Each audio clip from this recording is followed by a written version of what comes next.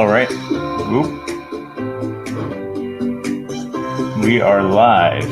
Hold on here.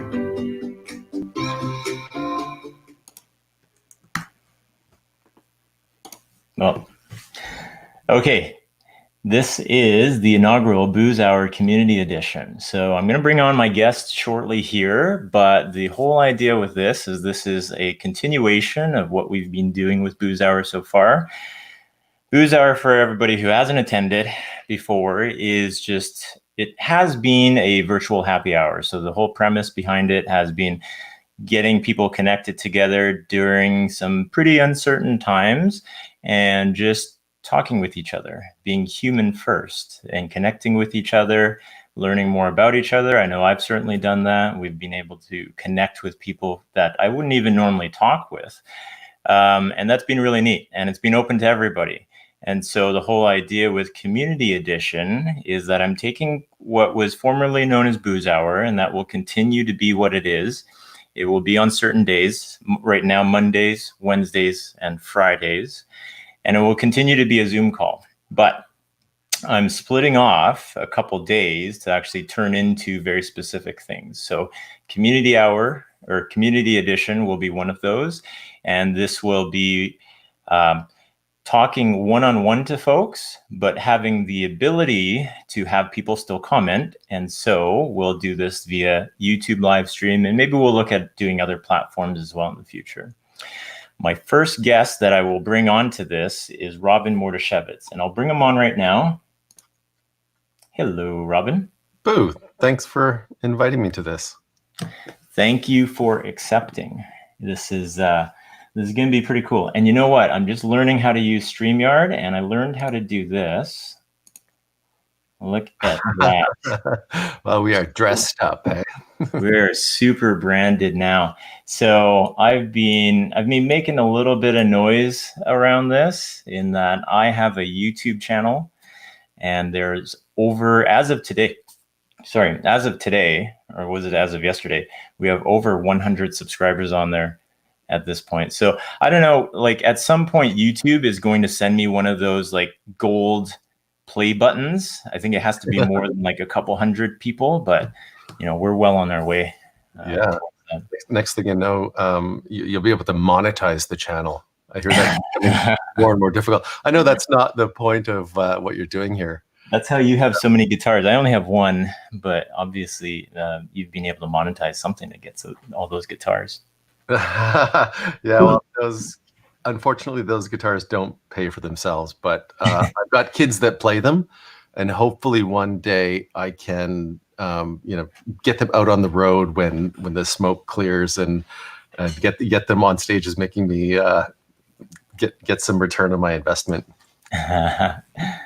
Cool. So short introduction for everyone for my first guest, Robin. Robin is a coworker of mine, and I asked Robin to be the first guest on Buus Hour Community Edition because he's been a big part of what's kind of gotten me and other folks to the point of getting onto different forms of media content. And I know a lot of people do this in different aspects of their life, but it was not something that I thought of doing in my work aspect of life. Certainly, there's other reasons that people do this kind of stuff, personal reasons. They do vlogs and whatnot to share other pieces of their life. I go to CrossFit, and there's a lot of people that I know through CrossFit that like to publish the stuff that they do from there. But from a work perspective, I never really thought of doing that. So with Robin being the guy that's been the catalyst for all that, I thought you'd be awesome to have on, even though we don't have to talk about that kind of stuff. It's a pleasure to have you on anyways. Yeah, it's humbling to take credit for a lot of this stuff because you and I have been coworkers for a long time, and we've gotten influence and support from many of our other coworkers, mentors, bosses. We both had the same boss for a long time, and he was very supportive of these alternative ways of communicating with people. And we all started experimenting a number of years ago with video and higher quality audio and things like that. And I thought one day it might be used as another form of communication, like our cell phones are and our email. And we all recall growing up watching Back to the Future. Remember those scenes where they go into the future and Marty sees like the family of people ordering pizza, and they're using video devices to do that. And some of those scenes are now in the past for us, but you know, Yeah. yeah. So these are, now we're in the future from the movies that we watched growing up, and I would have never guessed that, once was a fun hobby for you and I would suddenly become this important aspect to our careers. And, I mean, it's kind of now the new normal, and the novelty has worn off, and we're sort of into a business as usual phase now. I think I've noticed that too, in that, and I noticed it through Buus Hour. So, and the reason why things have transformed, or part of the reason why things have transformed the way they have is Buus Hour was this many to many get together. So everybody's on a Zoom call, and I totally wanted it that way as well. But getting people together, it was on Zoom calls where everybody can talk to each other. Everybody can turn their video on, or if they wanted to, similar to streaming now, or when we're streaming on YouTube now, you could be just kind of lurking in the background. And we had a few people that were doing that the entire time. There was usually one or two that would be lurking in the background, but Zoom was always this medium where you could see a name, or maybe it'll say guest or something, but someone's there. Whereas when we're streaming now, we just see a number on there. But we're evolving that from people really needed that connection at first. I got so many comments, and I still do, got so many comments from people saying, hey, I needed to talk to somebody today. This really helped me out. Just having a beer, having a coffee with a bunch of other people and just hearing about their lives was really important. And I think some of the attendance on non-theme days on Buus Hour, where we're not doing trivia or we're not having an actual happy hour where drinks are encouraged, then we would start to see some of the attendance go down. And that was an indicator to me that, okay, we're starting to settle into things, and maybe it's time for Buus Hour to kind of get to the point where, okay, we're going to address people a little bit differently. I still want to spread a positive message through Buus Hour, along the lines as well of having other mediums for sharing work-related stuff, but still send a positive message out to people and using the platform for that. And so having folks like yourself and stuff that we can get into, being able to share that now that the new norm is video and is sharing and having human connection over this. This is kind of how we got to this point. Yeah. And I mean, it is the new normal. But 6 weeks ago, if you and I would have had a conversation, we would never have guessed that Buus Hour would ever become a reality. No. Having gone through an evolution where it was, as I say, that it was a novelty, and then it kind of wore off. We got to a stage where we came to expect Buus Hour once a week then, and it was like, wow, now we've gone through an iteration of this novelty where this is just how we do things. This is how we connect with people now. And it's spread it was an idea that I think you had started early on. I don't know if where you got the idea, but that idea spread rapidly. Like, you look on social media and there were similar kind of events taking place everywhere. But yeah, you say to yourself, where do you go from here? And so there's a logical progression for everything, right? And I'm deeply interested to see how things can transform themselves from the kinds of things that you expect to be doing when you wake up in the morning, into, when you wake up in the morning, you don't necessarily know what's going to happen, and there's enthusiasm and excitement that and an interest in and a satisfaction in solving new problems. So naturally, you'd want to take the things that you've sort of innovated on and figure out where you can go from that, right? Yeah. And I think part of what I mentioned to you as well, and of what interests me about Robin specifically, is Robin's your ability to always have a really neat interest in other things. And so I put this in the description on the YouTube, but you're into some pretty neat stuff. You're always going on about space travel or space exploration. Yeah.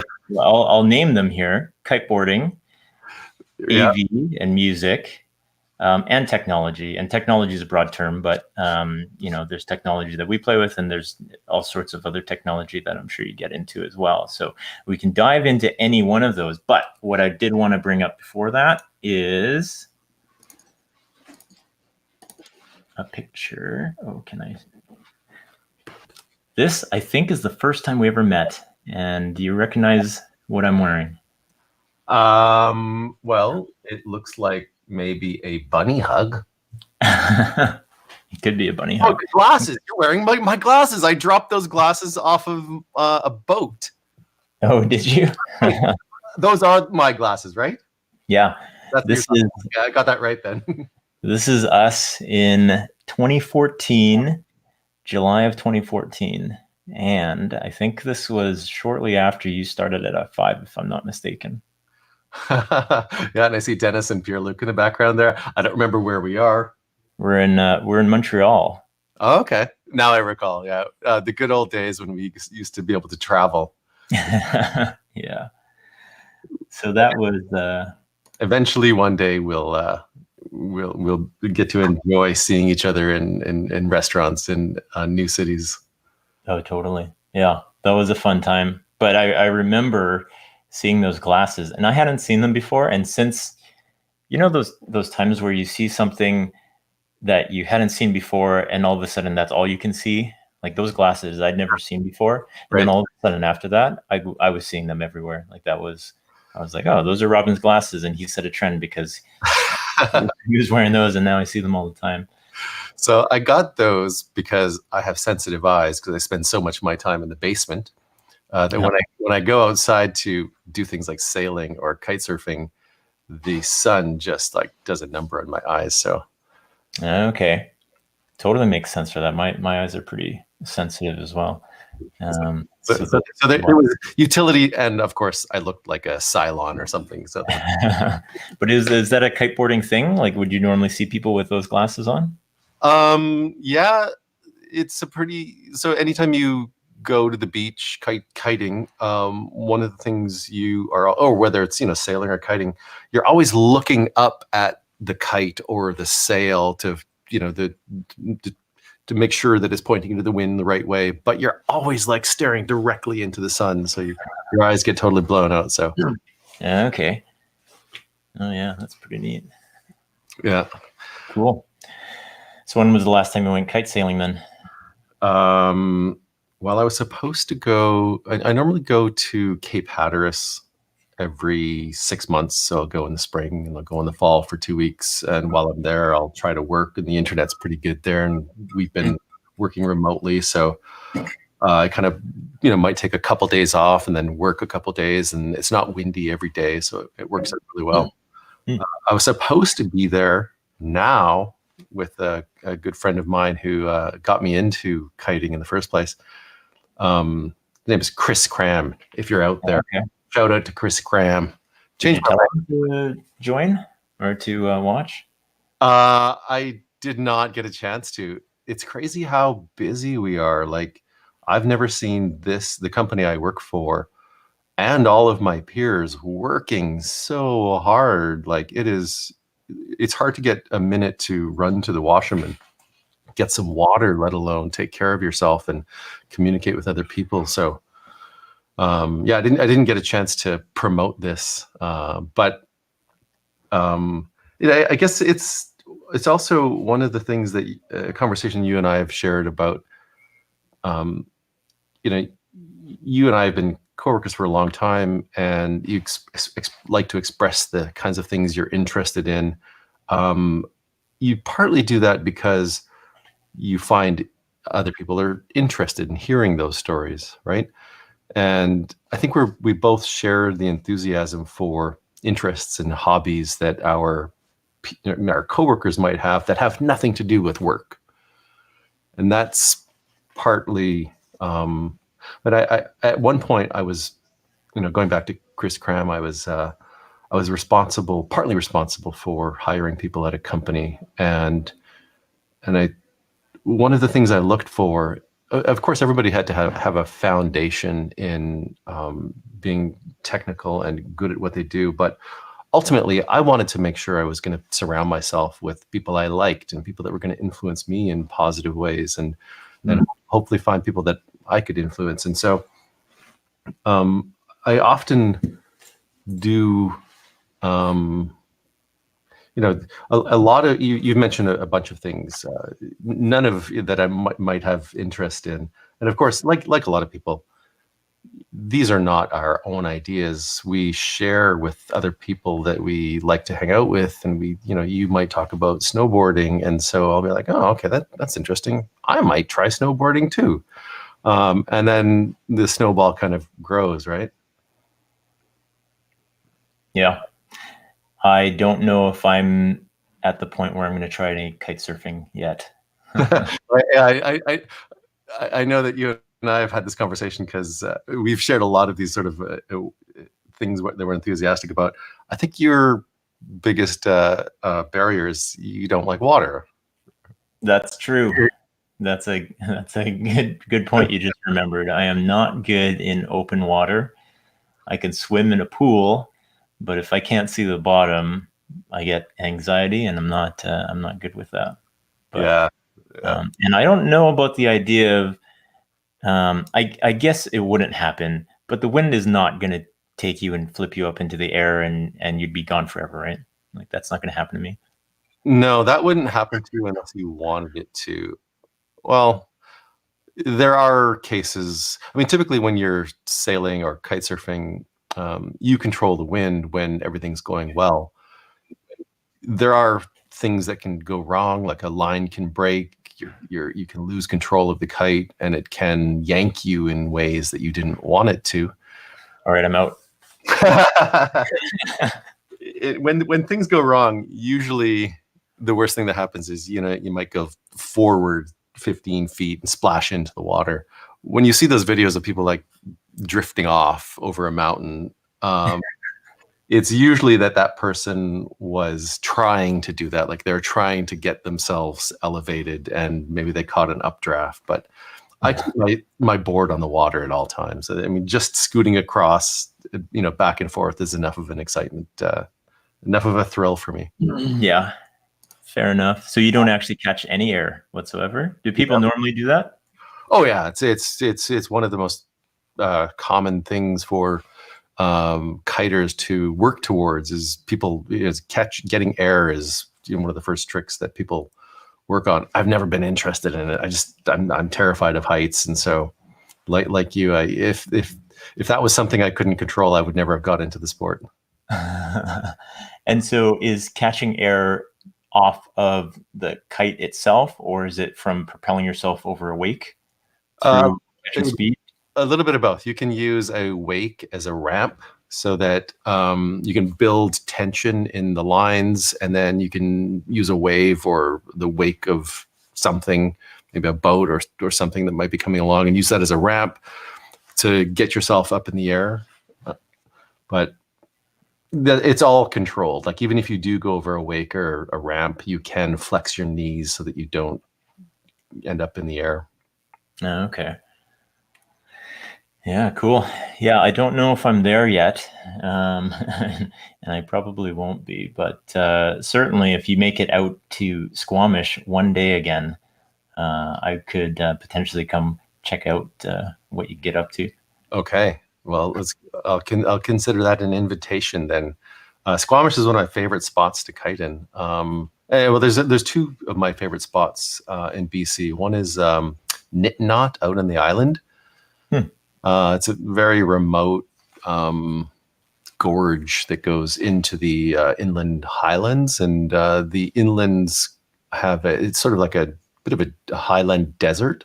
So the sun heats up the air over over this gorge, and creates a thermal effect that pulls all of the cold air down this channel right from the ocean. It's a pretty unique feature that I'm not sure it occurs anywhere else on the planet, but very rare, beautiful thing in BC. Nitnon, yeah.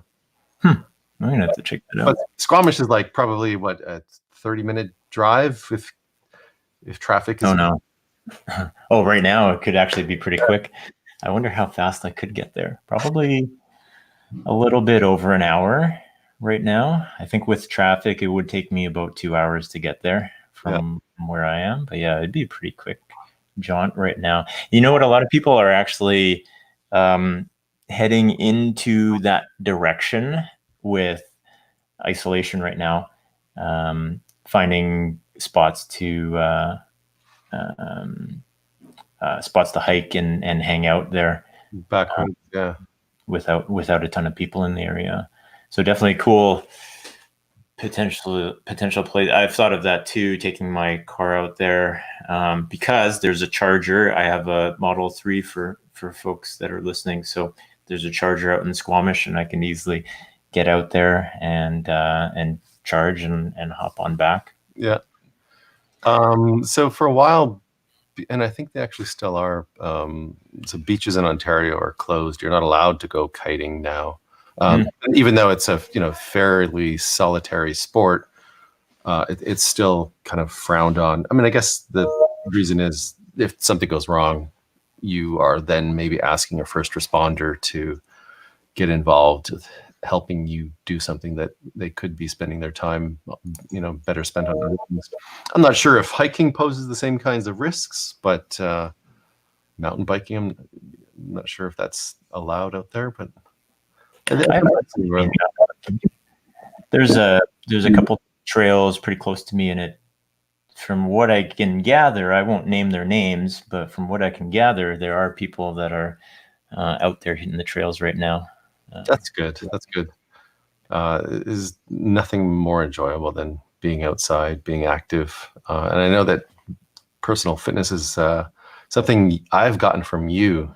A lot of us in IT have a tendency to be very addicted to our computers, and we get adrenaline rushes out of writing code and solving problems. But we often forget that we got to get up off our chairs and do some push-ups and some chin-ups and some personal fitness. You've got a little gym in your garage, so you've managed to keep up. My gym closed down, and I just really? Yeah, I was so dependent on going there, and now my arms are like skinny little noodles. Not like what they were built out to before. I've got to be a lot more consistent. I'll admit I have been, well, like you mentioned, like these past few weeks have been, they've got to be one of the busiest times. I can remember a couple times in this job that were very, very busy. When I first started, it was extremely busy. And right now, like yesterday, I was literally up before 7 a.m. cranking away and just went nonstop. And I hit upload on Buus Hour weekly update yesterday at 8 o'clock yesterday. And I was still on till about 8:30, just closing up some loose ends on that. But that was a long day. And so I did manage to get a workout in. This is a good idea, actually. I got to talk to, maybe he's listening. I got to talk to the owner of my gym, who has been doing workouts over Zoom for everybody. Yeah. And I think that kind of engagement, when you can do it over Zoom and you can see other people going at the same time as you, hopefully gives people a little bit more engagement to get going. So I like it for that. I join at the specific times to kind of to get that feedback off of seeing other people do the same thing as me. And that's the whole reason why I got, or how I got really into CrossFit anyways. And I see a lot of people getting into stuff as far as group fitness classes, is they get that feedback from other humans being there and suffering at the same time. Yeah, that's right. It's not quite the same when you're on your own, unless you're working towards something. Yeah, there's also a bit of discipline that you sort of automatically build into your day when you know, oh, at 3 o'clock I've got to log into the Zoom yoga session, or the whatever the event it is that you're scheduled for. Yeah. So what was your workout routine there when you were still going to the gym? Did you have a program that you were following? Or? I'm not good at following the classes, and it's painful for me to, well, it's emotionally painful to motivate myself to go to a gym and get on a treadmill. I only do it so that when I am out kite surfing, I'm not injuring myself or not being in shape. And so it's almost like just a safety thing for me. Just so I can keep doing the things I enjoy doing. Yeah. How's your mobility? Are you finding you're having to get a lot more stretching in as you get? I have. That's why I ask. Yeah. So I've and you were the one that showed me this. I was starting to use apps setting reminders for myself. Let's say is the Run Keeper app, and there's a push-ups app and a few other apps. I've stopped using those, but it was a good starting point for building, as I say, like the discipline required to get yourself to just do it. Whenever I find a couple of minutes, I'll just I'll run back over there and do some push-ups. Oh yeah. Yeah, I've got a staircase right here so I'll go up and down the stairs 15 times, and until my wife starts shouting at me, it's I'm on a call. Can you please stop thumping up and down the stairs? Yeah. So your wife is a professor? She's not a professor, but she's a PhD, and she works at University of Toronto doing faculty development. Oh, okay. Cool. Yeah. I think the whole faculty quickly, and I recall one day, it was a Thursday, and I was talking to some of my Canadian coworkers, and Pierre-Luc was saying, he expects that there's going to be shutdowns, and we kind of saw this coming. And one day, it was a Thursday or something, and my wife was like, I think I got to go to work on Monday. And I'm like, well, I don't think that's going to happen. And then Friday came, and she's like, no, it looks like they're canceling work.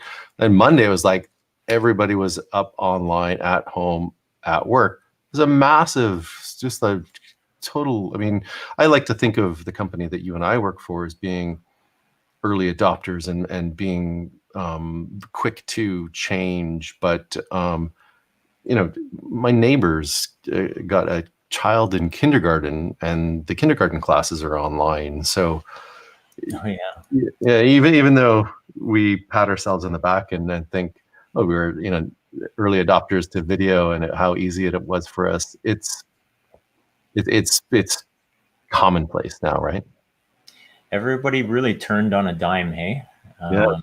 That was pretty interesting. I'm just trying to pull up a post here, so don't mind me for sure while I do that. But I do recall that day or that week that you're talking about, that being can I pull up this post? That week being the turning point. Everything was different within a very short period of time, especially for us. I can't find the post now, but I posted on LinkedIn on the Saturday of a very crazy week. I posted, what a week.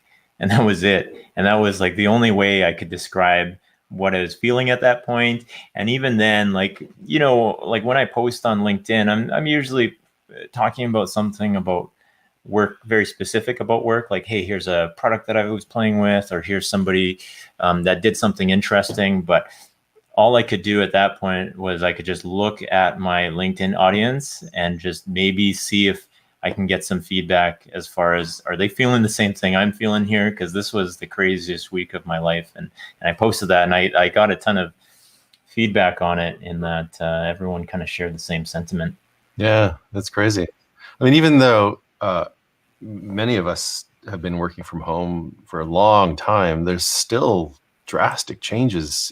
For like, I think I've been exclusively working at home for the last 2 years, pretty much, transitioning from half and half to full time. But there's still drastic changes. I mean, other than the anecdotal changes that we talk about, now there's an opportunity to question everything that we do in ways that we've never been able to. And it's sort of become a dog whistle for me when I hear things like, this is just how we've always done things, so this is how we're going to continue doing things.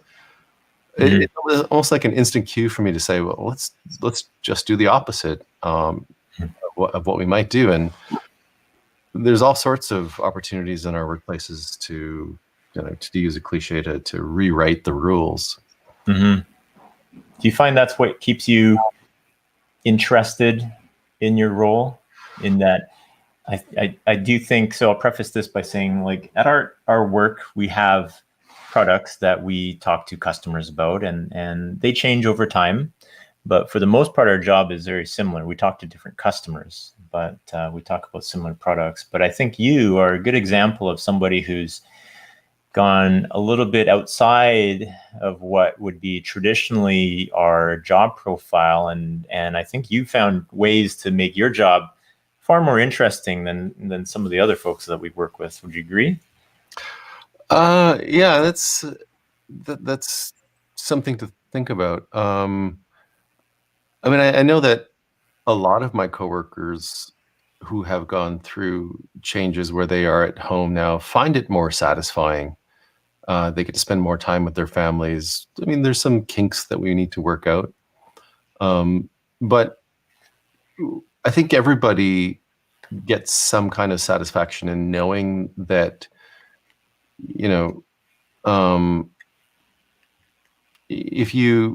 it's the intuition of a manager to find the path to success, and that's based on repeating what we've done that works well.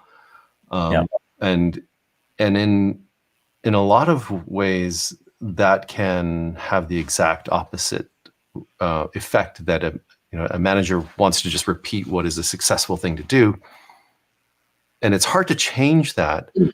Now, it's very easy to question that. Like, there are no rules, and so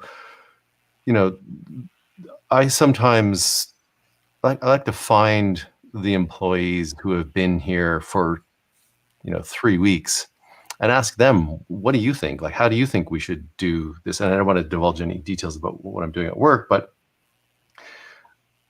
management might have an idea as how we do things based on the past. And I might typically have taken that as marching orders for the things that I need to do. But now it's a good opportunity to find the person who's been working at the company for 3 weeks and has no preconceived notions about how things should be done successfully, and just ask them. And a lot of times they come up with ideas that are almost the exact opposite of what we would normally do. And it's not until somebody points it out and you say, actually, of course we need to do that. The trouble is then, when you striking that balance, as I say, between what the management intuitions for finding repeatable tasks that were successful in the past with how we should be doing things in the future. I find great satisfaction for unraveling those patterns and finding new ways of doing things. And so this, it's hard to say that there's silver lining in all of this, because there's a lot of people suffering and having hardships and losing their jobs. But the company I work for and many other companies and people's lives are going, and I feel pretty confident about this, that when we get to the other end, we're going to develop new lifestyles that are far more satisfying than we were used to. And the prospect of having to go back to the way we have, the way we've done things, I just would not want to look back 2 months and say, okay, well, this is how I'm going to live the rest of my life. Now we have the opportunity to say, well, if I don't want to travel to Montreal because that's just how we did things, I don't have to. And my customers feel the same way. And so the prospect of tomorrow being a completely new day is very satisfying. You can be very creative, and you get license from management. They're like, man, we just have no idea how this is going to work out. So go ahead. Yeah. And I think, and you shared something with Francois, or the CEO of our company. We both have an incredible amount of respect for. I didn't get a chance to read through the whole document, but there's some things that were captured in that document that I think you might be able to describe it. Yeah. You're talking about a growth mentality. Yeah, exactly. So, yeah. Well, with the idea of, hey, we're gonna, and this was before any COVID stuff or anything like this, before any of that, and being forced to change how to do things. Our CEO was a big promoter, as I could see by evidence of some internal training that was presented to us, that, yeah, we need to think differently. You're going to try things. You're going to skin a few knees. That's I hear Paul Schlossberg saying that. That's right. Yeah. We're going to rip Band-Aids off here. Yeah. We're going to rip Band-Aids off. We're going to skin a few knees, but you know what? We're going to try some different things. It's okay to fail. I've had 2 managers at F5 so far, and both of them have embraced that kind of thing where, hey, you have some freedom to try this stuff out, whatever it might be, over the past 8.5 years that I've been at the company now. But we have freedom to try certain things out, but we all share the same intent of having the best customer experience possible, and other people in different jobs have other intents too. But I would encourage them to think about things the same right now in the situation that we're in, is think about ways that you're going to accomplish your end goal at your job a little bit differently. And maybe some of that, when it comes to fitness, and I think about the owner of my gym, he's been forced to change how he does things, but his end goal is always to serve his members and make sure that they're getting the fitness that they need, and encourage and nurture what they need there. And he's figuring out ways to do that. One of our old coworkers, Mark Steiniger, a shout out for him. Yeah. Doing the same thing, trying to figure out ways to encourage his members, just like how we are working with our customers to give them the best possible experience. Yeah. Yeah, it's definitely an interesting time. There's probably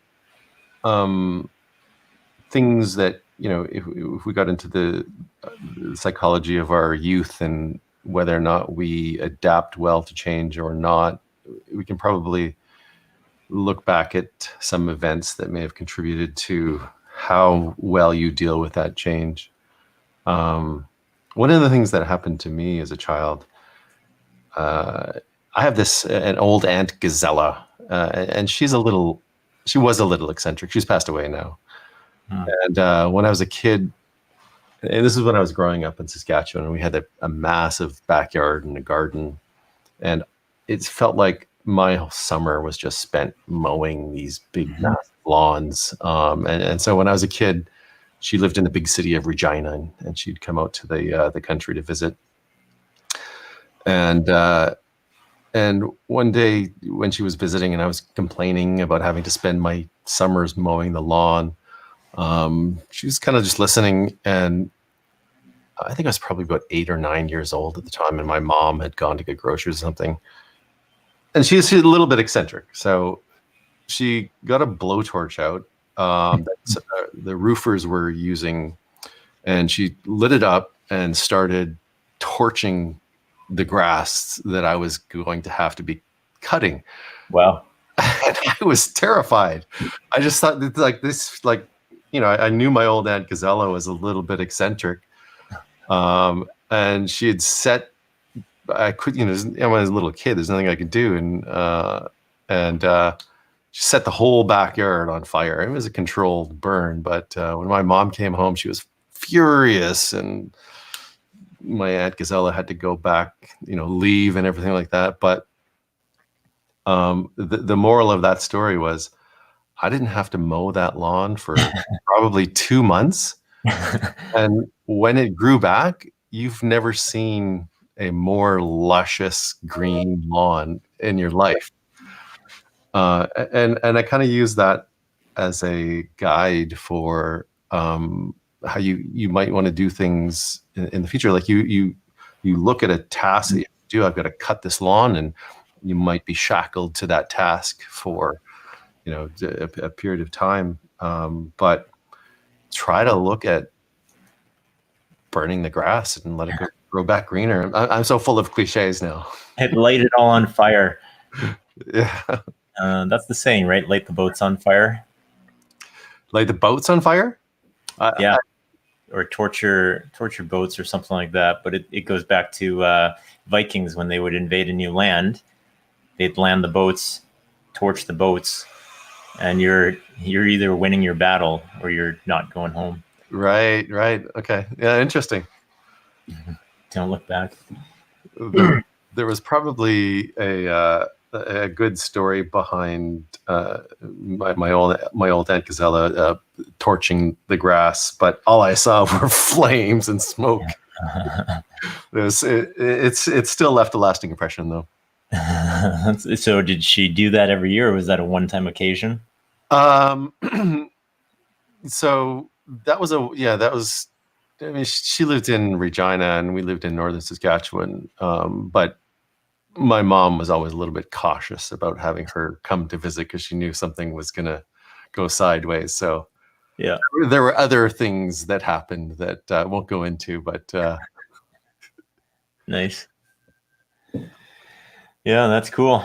One thing that I wanted to ask you about is how you got so into space stuff. The space and everything. Yeah. That's a good question. I'm not exactly sure where the interest came from, but I do recall the day, and it was Challenger crashed in January 27th or something, 1986, was it?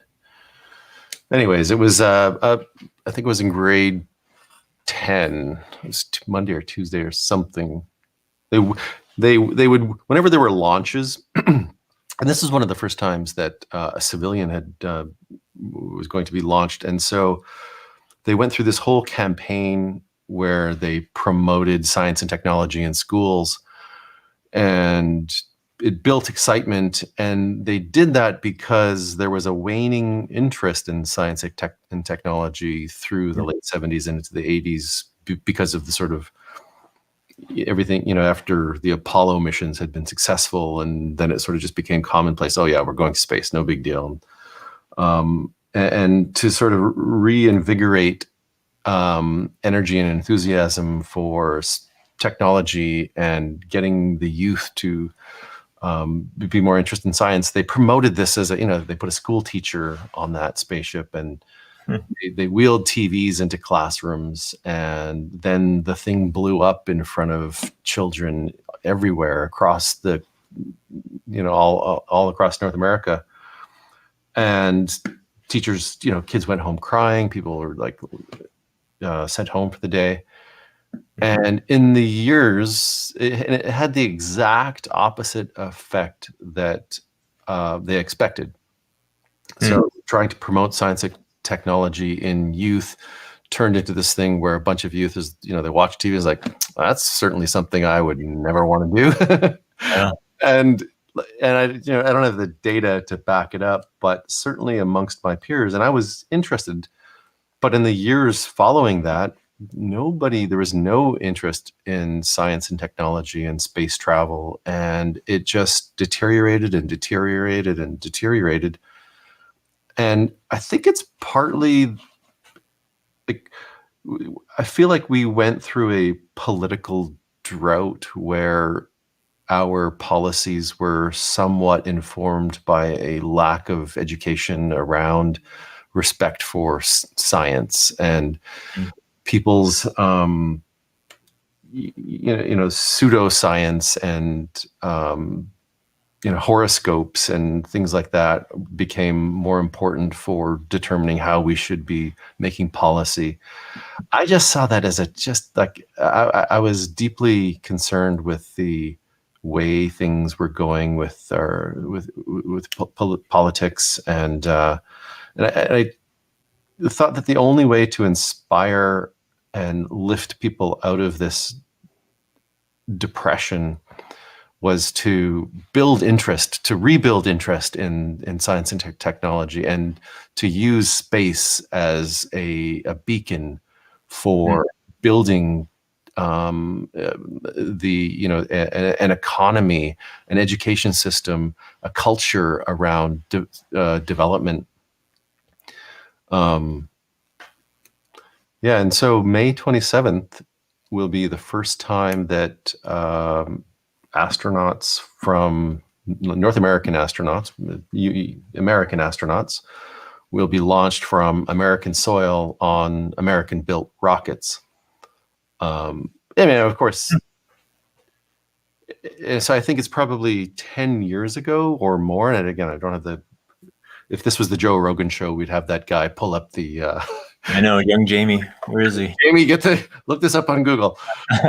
We could probably look back 10 years and see that's when the last launch was. Let's just say, I'm probably wrong about that. But even that launch was the trailing end of plans that were in place 10 years prior to it. And there was the 2003 shuttle disaster, and then I think it was 2003, but Jamie will look that up for us. There was a quick decline in the abilities for North Americans to launch things, and then it was all outsourced to mostly Russian companies. So was that just for satellite launches then, or like what? Yeah, so Russia was the primary vendor for launching American astronauts into space for many, many years. Not only that, but Russia was and there's a lot of details, and I don't want to misinform people, but there was a lot of Russian components like rocket engines that would be used on rockets, primarily through like the ULA, the United Launch Alliance, for launching satellites into space, and that was all powered by Russian rockets. And Russian Soyuz rockets would launch American astronauts into space. And so North America really had a massive technological drought when it comes to space technology. And so May 27th is going to be a monumental event. I'm going to take the day off and celebrate that day as a milestone that we're hopefully going to be getting things back on track. And really what I'm hoping is that it's one of those things that reinvigorates our youth to take an interest in science and technology. And hopefully that permeates our culture to the point where our politicians now respect scientists for making policy decisions, rather than, like superstitions. And if you go on Facebook, you'll find, like, you can ask grab a 13-year-old off the street, and they know more about the Earth being flat and why it's flat and all of these other conspiracy theories and nonsense. If you ask them about what was the rocket that we used to launch to the moon and what year was that, they're like, what? I don't know. That was a fake, or you know what I mean? Like there's a complete lack of respect for the history of science and a complete drought for science in our culture. That's my. So were those rockets then launched from Russian soil? Russian soil, yep. And Jamie would look it up, and is what are they called? Cosmodromes is where the Soyuz would launch, and I think it was primarily out of Kazakhstan. Mhm. I think there's a couple different launch sites, but yeah, most of those North American astronauts were all launched from Russian soil. Oh, wow. And so they're launching them still to do experiments from the ISS? Well, so that's the vehicle. So the Russian Soyuz rockets have been contracted to take all astronauts, well, primarily, the ones I'm concerned about are the North American astronauts back and forth to ISS. Oh, interesting. Yeah, so it's only been recently that we've been able to create a capsule. So there was, two competing companies. There's SpaceX and then Boeing. We're going to be competing for the contracts to design and build the capsules to take American astronauts to ISS. Boeing was selected for that. They had some issues and some failures with losing the capsule, and so the runner-up, SpaceX, is going to be the company that takes us into the decade. I know we're already in the decade, but well, this is going to be the start to my new decade when SpaceX launches American astronauts.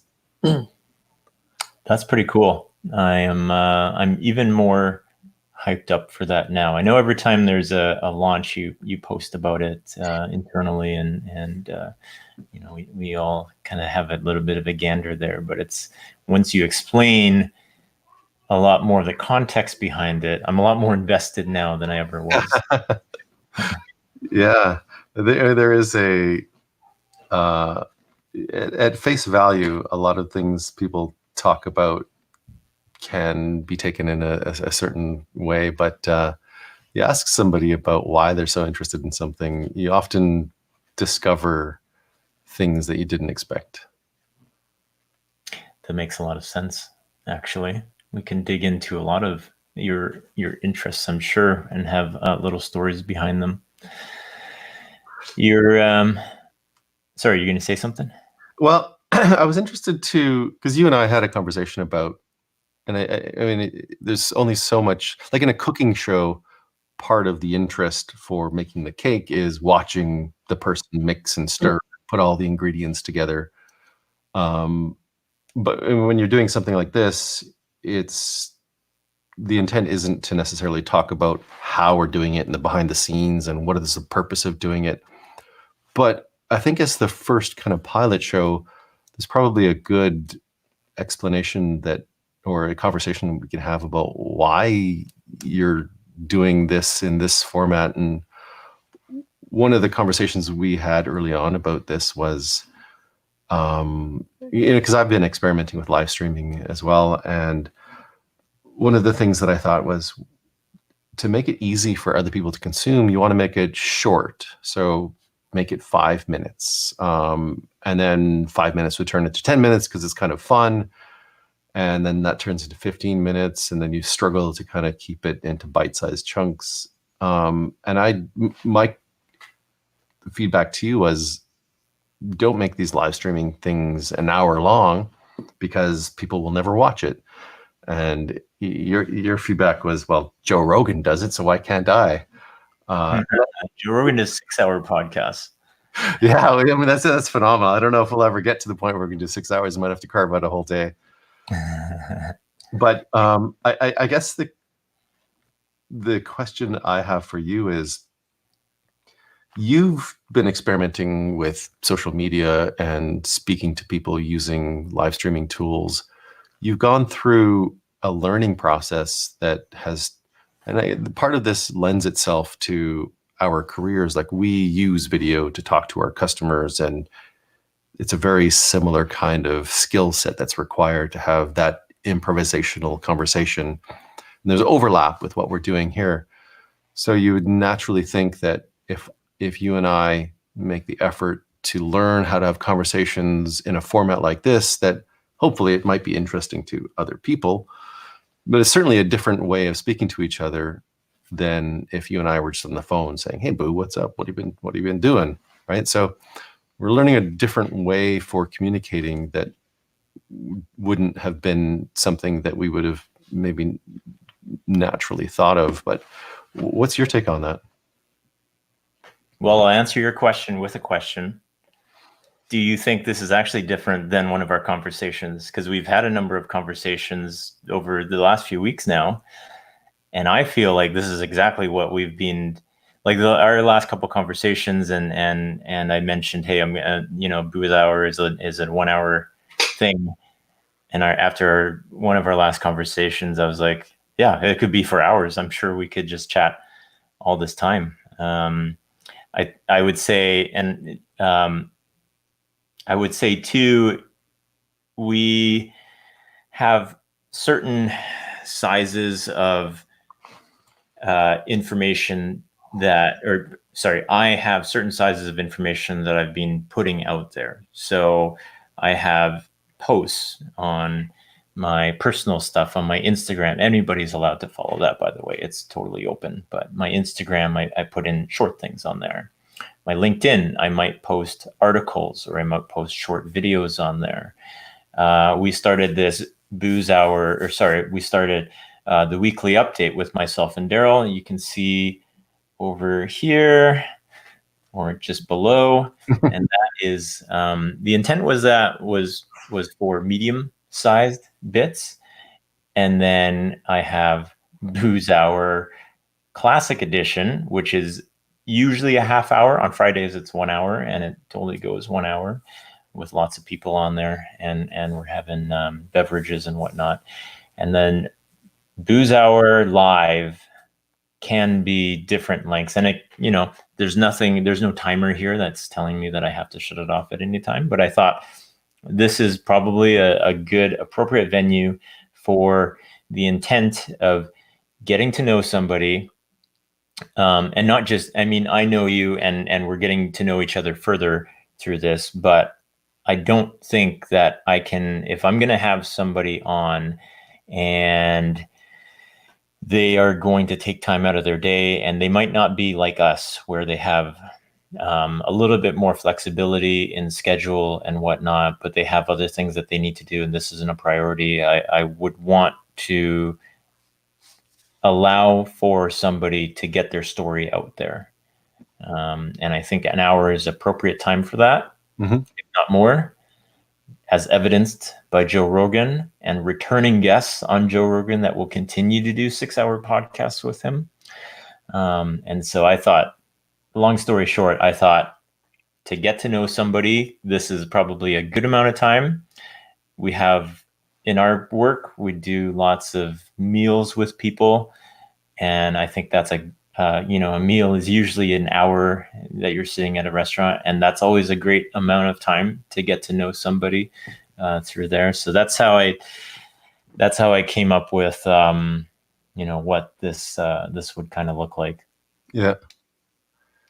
So that's a sort of a tactical approach for defining some goals. I still wonder whether or not there's unexpected things that you won't realize. And maybe so.